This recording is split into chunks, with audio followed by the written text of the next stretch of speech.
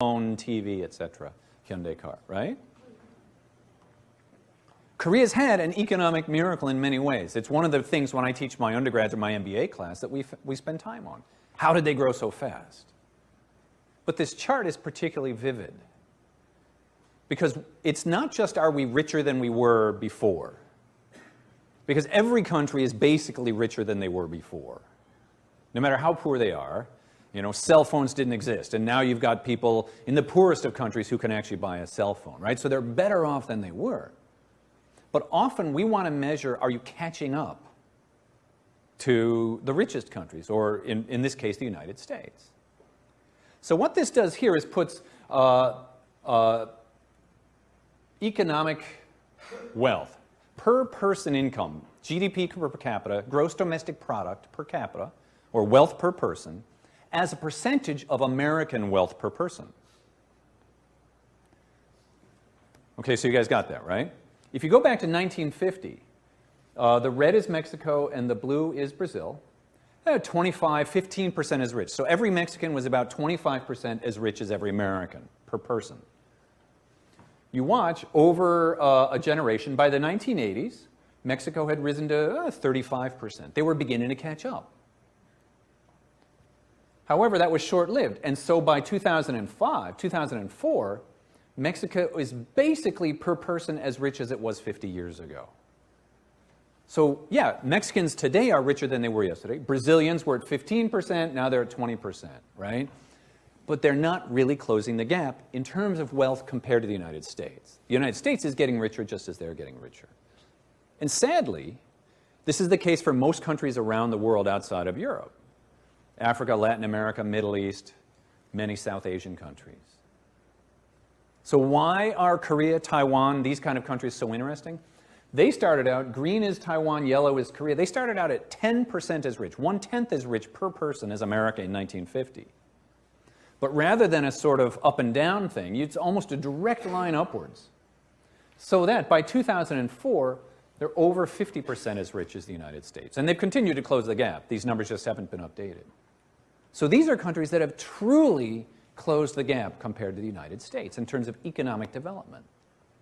And you can see that if you ever go to Seoul, if anyone goes to Korea, Japan, Taiwan, these countries in many ways are more sophisticated, more technologically intense than American countries. Yes?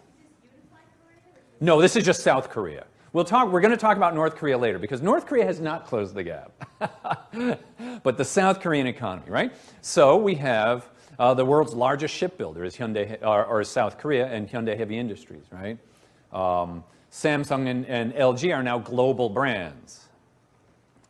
So in many ways, we know South Korean companies. They've managed to transform themselves in ways. And that's one reason, even if you don't have Korean students or direct interactions with Koreans, why it's an interesting story.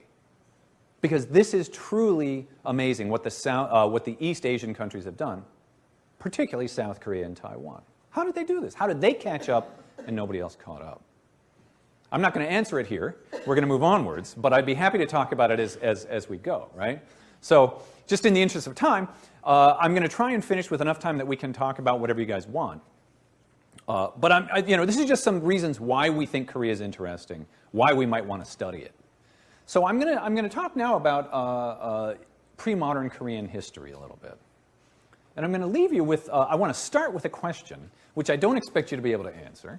But how many times did Japan and China invade Korea? Does anybody know? I mean, I just heard Mary mentioning it before, so I think it gave away a little bit. But I don't expect you to. I didn't know before I started doing this research. You don't have to give me a number, but does anybody think they could come up with an answer? You guys are too well trained. This will not be on the test. Yeah, I mean, the popular perception is that Korea has just been constantly invaded. We're the small country, the big countries do whatever they want. And I'm going to give you a different story, actually, and one that shows a lot more stability in East Asia, which for those of you who do world history or whatever else, is actually, I think, one of the most interesting things about East Asian history, is how it actually worked, right? Because if we go to Europe, and we all know this, right? The history of Europe is a blood-soaked series of unending wars against each other. From the 100 Years' War, the 7 Years' War, the, just on and on and on, right? Napoleon, Trafalgar, etc. In Europe, you had a bunch of similarly sized states, kingdoms, whatever, that spent centuries beating the stuffing out of each other. And the best way to show this is if you put a map. So this is Europe in 1300, and we have a whole bunch of political units here that don't exist anymore, right? So there's Crown of Castile or Genoa and Savoy, Duchy of Guyenne, whatever, right? A whole bunch of political units. And in fact, the Europe that we know today really didn't even begin to come into focus until the 19th century. So Europe by 1800 is beginning to look like Spain and Portugal, but you still have Sardinia, you still have Naples, the Kingdom of Naples, Torino, Helvetic Republic, the Ottoman Empire. So borders in Europe changed constantly as kingdoms rose and fell and people conquered each other and moved back and forth. The Europe that we know today is actually really recent. Now, in contrast, in East Asia, the four main states of East Asia, Japan, Korea, Vietnam, and China, have basically existed for well over 1,000 years. Their borders changed a little bit, but these are identifiably the same units. And so Korea became Korea around the 7th century.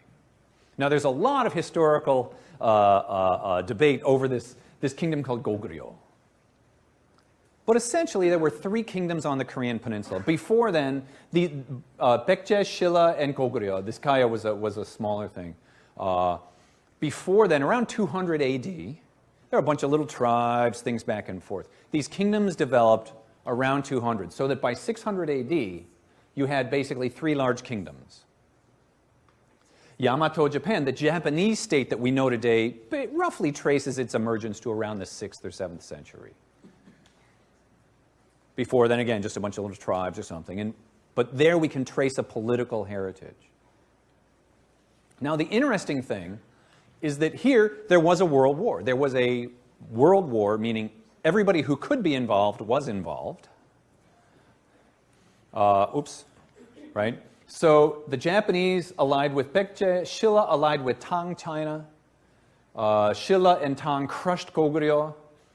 They then beat up Baekje, and the Japanese sent some troops. They sent them home. So there was a massive war, a couple decades, and when the dust settled, you basically had the beginnings of a unified Korean political unit, which covered 2/3 of the peninsula, around 700 AD. And that political unit basically sort of pushed northwards, so that by the 10th century, the border with China was this thing called the Yalu River. So you still have unified Shilla, and it sort of pushed northwards.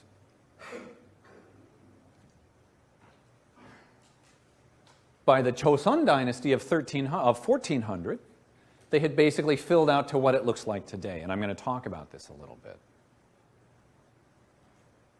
Because this region up here, as you may or may not know, the Manchurian region is basically wilderness. It's really cold, it's desolate, it's big mountains, nobody really lives there. So the border that did get demarcated by 1000 AD was the Yalu River. This was the most important border because this is where people from Korea went over to China to trade, and they went back and forth. Up here, it's just a bunch of wilderness. And over the centuries, the frontier began to turn more and more into a border. So now there's the Yalu and the Tumen rivers. And this right here is, again, wilderness mountains. And that was settled and demarcated between China and Korea in the 18th century, 1711. Now, why is this interesting? Literally 1,000 years, this river has been the border between China and Korea. That's an astonishing amount of stability between two recognizably political units that exist today. The same thing actually in Vietnam. Vietnam and China, Proto-Vietnam at the time, demarcated a border with China at Lan Song In 1999, when they did the formal modern treaty with the border, it's this exact same place that it had been since basically the 10th century. That's an astonishing amount of stability between political units. They expanded in other directions into frontiers, but between these political units, an enormous amount of stability. These are deeply, deeply long-lived kingdoms with a sense of who they are and a sense of difference from someone else. All right, whoops. So how is this actually different from East Asia? In some ways, this is what we call the tribute system, right? There was a set of ideas out there that are very different from modern sense of how you do international relations. I mean, the best example of it is that woven through our ideas of international relations and domestic politics is the idea of equality, right? This is a Enlightenment notion, French Enlightenment notion from the 17th century. We hold these truths to be self-evident, that all men are created equal. What's that from? No, right? It's also from, of course, the way that we think about international relations. Once you are a nation state and you're granted diplomatic recognition and you send ambassadors, everybody's the same. So the United States is formally the same as a tiny country like Bolivia. And that's not to criticize Bolivia, but Bolivia is 2 million people. On nothing are they the same in terms of size, power, wealth, anything. 2 million people, 300 million people, right? We've got nuclear weapons, they don't. They're not the same at all, except we're called nation states. So this idea of equality is deeply woven through international relations and in terms of our domestic politics. But as I heard briefly mentioned before, East Asia has a very different historical sense of international relations and what we would call as hierarchic, not equality, which sort of intuitively it wouldn't be. Why would you think that they're the same? They're not the same, but rather a rank order. And the interesting thing is that in Europe, you had an idea of equality, formal equality, informal inequality, because of course there was some countries were bigger, more powerful than others, and endless fighting. And in East Asia, you had formal hierarchy, formal ranking of countries. Informally, the big countries, China, left everybody alone. They didn't really interfere in South Korean or Korean domestic politics at all. So informal equality and centuries of stability. And there were sort of two basic norms or practices. One is called investiture, and then the other was just cultural learning. And investiture was basically going through the motions of going to the Chinese emperor and saying, do you approve of me being king? So you send some diplomats to China. The emperor says, of course you can be king. Here's a bunch of gifts. You go home. And the Chinese emperor leaves you alone. Right? Formally, you're saying, yeah, you're an emperor. I'm only a king. But informally, the Chinese didn't care. They just wanted to make sure you understood where the rank order was. Also informally, of course, China at the time was the center of civilization and learning throughout that region. So in many very interesting ways, Koreans were happy to copy. So, and I have to remind my students that this actually isn't a real photo taken from the 12th century, right? But language, up until the invention of the Korean alphabet, and even to this day, Koreans used Chinese characters to write. It was a sign of education, in fact, right? Even if you learned the Korean indigenous way of writing, which is much easier, precisely because it was a local, indigenous way of writing, it was considered more educated and more sophisticated to be able to write in Chinese characters. And everybody around the region used them. Does anybody know what this Chinese character is? Yeah, in English, though. Bone, yeah. Right? I don't know why. I was looking through the web just, right? Because everybody used the same characters, essentially, right? There's an examination system. The best way to move up, again, this is very Confucian. Education was the most important thing. Being a rich trader was not. But everybody wanted to be a student of the Confucian classics and get into the government service by passing the civil service exam. It was the only method for social mobility in Korea that was introduced. It's actually, I saw that downstairs. It was introduced roughly in the 9th century. And that was the way that everybody got to be successful. And it's one of the historical roots for why education is so important in Korea today. For centuries, that was the way to success. Being a trader wasn't, being a general was not. There used to be a military exam along with the civil service exam, but it fell into disuse because the military wasn't being used a lot.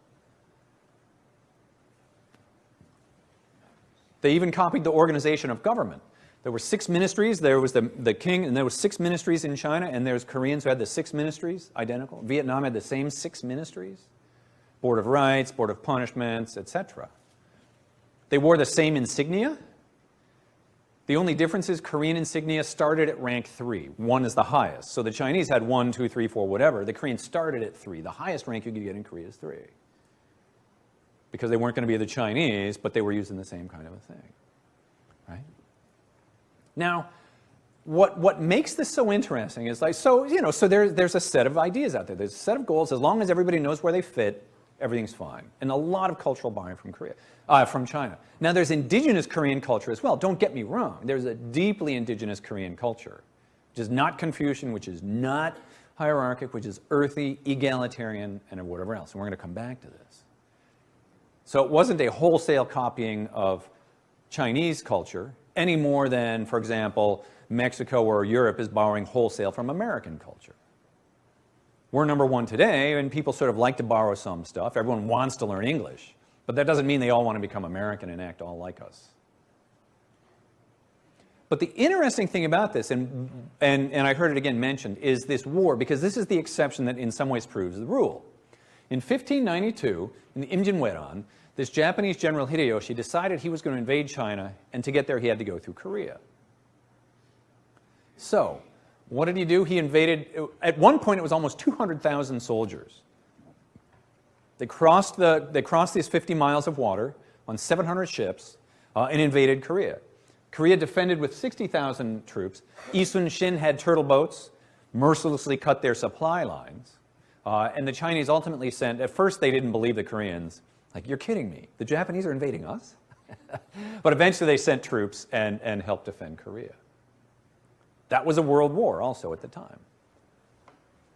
Now, what's interesting about this is about the same time, 1588, in Europe, there was the Spanish Armada. You guys have heard of that, right? The Spanish Armada has been called, let me make sure I get this right, the greatest military force ever assembled in Renaissance Europe when the Spanish tried to invade England. And they invaded with about 30,000 troops, and they were defeated by about 20,000 English troops. The point is, the war in East Asia was about 5 to 10 times the scale that Europe could even imagine creating. And now this is really interesting, because not only did this war dwarf the scale of European wars. I mean, when these guys decided to fight, they could do it on a scale you could not imagine in Europe. They had the logistical, military, organizational capacity to get together hundreds of thousands of soldiers. So when they decided to fight, they could really fight. And yet, in some ways, this is the only war between the 3 of these for about 12 centuries. There was that World War I told you about at the beginning, in Goguryeo, when we ended up with the sort of unified Korea. And then you get to 1894, 1870, depending on when you want to call, when the Japanese and Chinese began fighting again. And in between, there's only one war. But they clearly could do it. It's not that they couldn't take 100,000 guys and go across water. And so the question must be, why didn't they fight? And that's what I get to, I talk a lot more in my book. Why didn't they fight more? But also just the mere fact that there weren't that much more fighting is worth noting, especially when we start to compare it to Europe and the incessant invasions between France and Europe. At that time, I actually counted up, between 1300 and 1900, there were 43 times that France and England were involved in wars. Right? So this is actually quite interesting, right? So why? These are old, powerful, organized countries. These aren't just a bunch of scattered tribesmen walking around not fighting with each other. And that's, in many ways, a fascinating type of question. Yes? But weren't there lots of invasions, like between China and Korea, and then like Japan invading the pirates on like main China? I mean, there was a lot of... Well, there's a difference, right, between pirate invasions, which aren't military, right? What are the pirates normally? I mean, this is actually interesting. Wegu is the title for it, right? Wegu is that woku, I guess, is the Japanese word. These were small. They're not pirates like pirates of the Caribbean, right? One guy on a boat. Usually it's a family. Half traders. When trade was difficult, then they would turn to piracy. So absolutely, they could be consequential, right? What would usually happen is it's a raid on a town or something like that, and then somebody leaves. That's very similar to the border wars that America fought for a long time on its borders. Why we created the USS Constitution, right, was to go fight the Barbary Coast pirates, you know, the marine thing, right, from the halls of, you know, to the shores of Tripoli, right? So yes, they're consequential. But we tend to think of wars being government organized, hundreds of thousands of troops. And the pirates they were always a nuisance, the same way they're a nuisance now. But we don't think of the Somali pirates right now as being wars either, right? So yeah, and there's another point that I make. I mean, I could talk about history the whole time, because partly what we're doing then and partly what we're doing now, my one-sentence history of the world, we have enough time for this, right? Actually, let me ask you this. Let me ask you this right here. For anybody, what's the difference between a frontier and a border? A border's defined. Uh-huh. Absolutely. Absolutely, right? A border is a line, and a frontier is a space where sort of we have political control here, it peters out, then there's some anarchy, and over there somewhere there's, you know, you begin to get political control. And a border is very clear. It's like, I stop here, you start there. My one-sentence history of the world, not to insult the history teachers, process of turning frontiers into borders. We're trying to do that today. In California, we're trying to draw a line that doesn't, the social and cultural ecology of Mexico and California is like this. But we are trying to create a line that goes like this. That's pirates, smugglers, drug dealers, immigrants, etc., right? And we tend to think of that as different than the organization of an attempt to conquer the political unit on the other side, right? Where we're going to mobilize an army and send it over to wipe out the other country. And so this is what's interesting. When we talk about these major mobilizations, we have very few. In the interest of time, let me just keep going on, right? Because that all ended in the 20th century. These centuries of stability disappeared with the arrival of the West and the transformation of East Asia, which had been a very stable international system with extensive trade, with militaries, with countries, trading, diplomats, whatever else. But it was done one way. And then almost overnight, within the space of a generation, the arrival of the West, the beginning of sort of semi-imperialism, colonization of China, and the colonization of everybody else, changed all of East Asia. And so the 20th century is what I'm going to spend the next half hour or so, and then we can talk about whatever you want, right? Which is, for centuries of stability, you see that in the 20th century in Korea and East Asia, extraordinary tumult. Just astonishing amount of change. So we're going to talk about a couple. Japanese imperialism, national division, war, democracy. And then I'm going to talk a little bit about North Korea, because I think in many ways I could spend all day talking about North Korea, I'm sure, right? But here's Korea in 1905. This is the King's Palace. This is called Gwanghwamun. It's the main gate to go. How many of you guys have been to Korea? Oh, okay, good number of you. Okay. Have you seen this palace? I mean, this gate? They're fixing it up right now. They're restoring it, right? But this was the main road. The King's Palace is right behind here. It's got good feng shui because there's a mountain in the back, south-facing, water. There's a river right here, Cheonggyecheon, right? Oh, sort of the alignment, the geographic alignment of the energy, of the energy of the world. Yeah. I should not have said that because I have no idea what I'm talking about. Other than that, I don't know anything about feng shui. Or in Korean, they call it pungsu. Well, this was Korea, right? And a bunch of indigenous Koreans running around, right? This looks like Korea. Well, in 1905, and then formally in 1910, Japan colonized Korea. They formally took it over and annexed it, so that Korea no longer existed. Now, you're going to hear a lot about this, I think, both in these classes or if you read about Korea. So I'm not going to say a whole lot here, other than to say from 1910 to 1945 is a period that many Koreans remember or learn about as being extraordinarily harsh. The Japanese came in, there was repression. Over time, they were forced to learn Japanese and were forced to not use their own Korean names. You had to choose a Japanese name. My father was born at that time, so he's fluent in Japanese, right? And they all took, when they took Japanese names, he said they all tried to use ones that were sort of similar to the Korean name, right? So a lot of internal resistance, but it was a very, very difficult time. And obviously for Koreans, who had been a strong, proud country, proud of their accomplishments, for literally unified since the 6th century A.D., is extraordinarily humiliating. And the best example I can give that to you, this is the king's palace. And what the Japanese did, in the center of that palace, is build their administrative building right over the top. So here's that same picture. This is the only one I could find. Had I known better, I would have taken pictures when I was there, right? So here is that same Gwanghwamun. And here is the Japanese Imperial Administration building. There can't be a more insulting thing that you do than to put down your building right in front. Even more than that, if you look at it from the top, and I wasn't able to find a picture of this, if you looked at that building from the top, it was written in the Japanese character of sun for Japan. So the building is built as sort of like the Japanese character for Japan. Extraordinarily humiliating, you can imagine, right? If there was, and again, the example, of course, if in D.C. in front of the Washington Monument, the Soviets built a big onion dome thing, right? Now, the reason that many of you can't see it today is finally, a couple of years ago, they decided to tear down this building.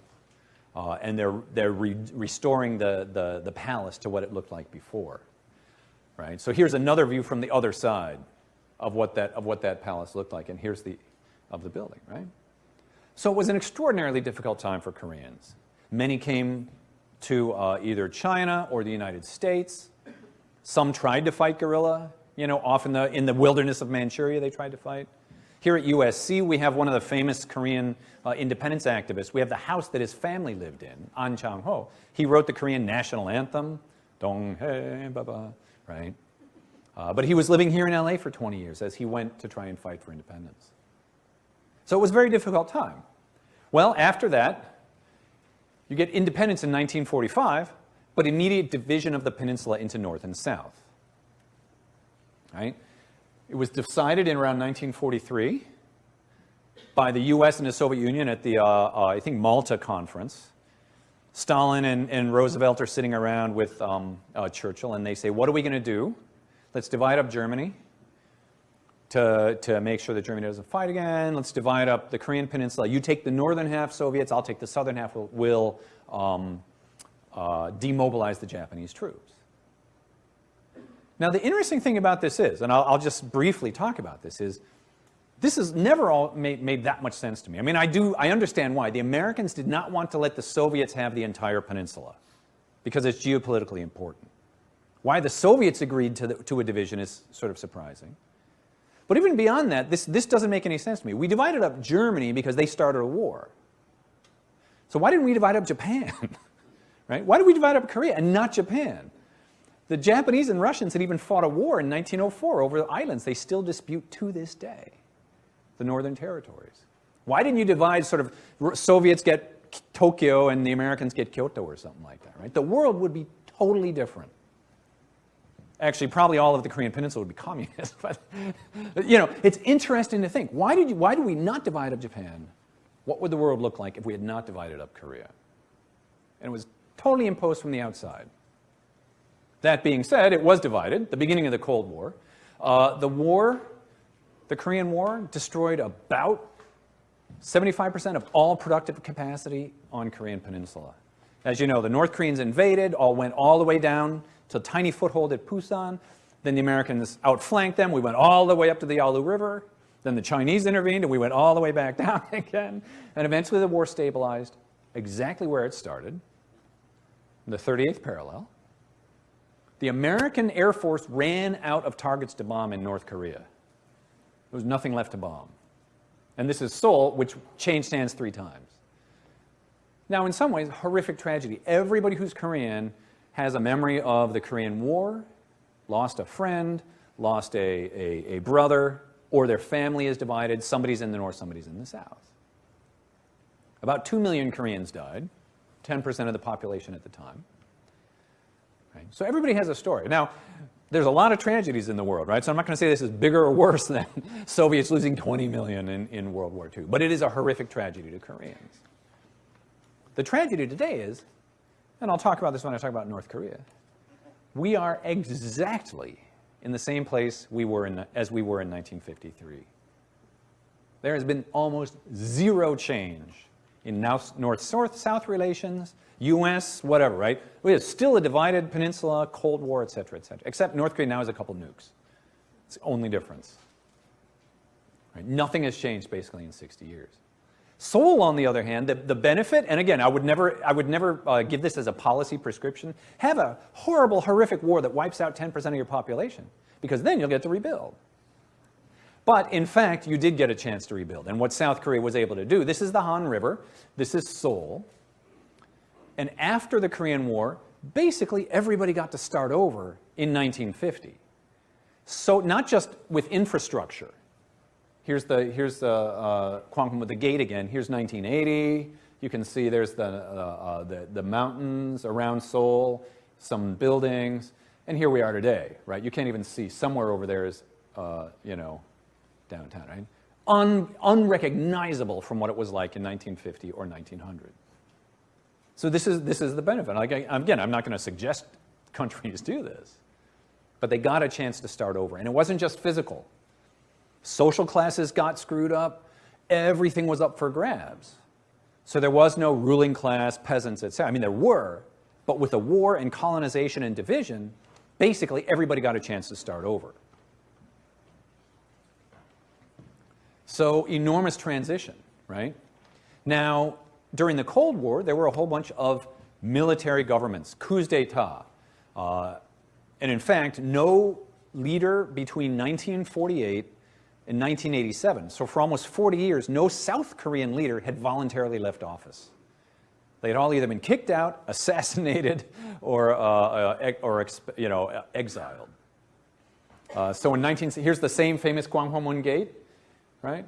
Military law. There was one dictator who ruled, then he got killed by his own CIA guy, and another one took over in 1979, killed about 2,000 citizens, between 500 and 2,000 of his own citizens to keep power.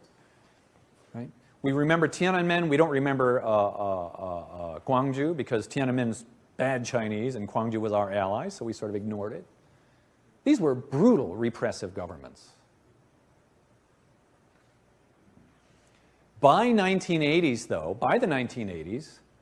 here's the Gwangju protest, people taking over, right? By the 1980s, there had been enough economic development, and sort of the world is changing in different ways, that South Koreans in millions began to enter the streets.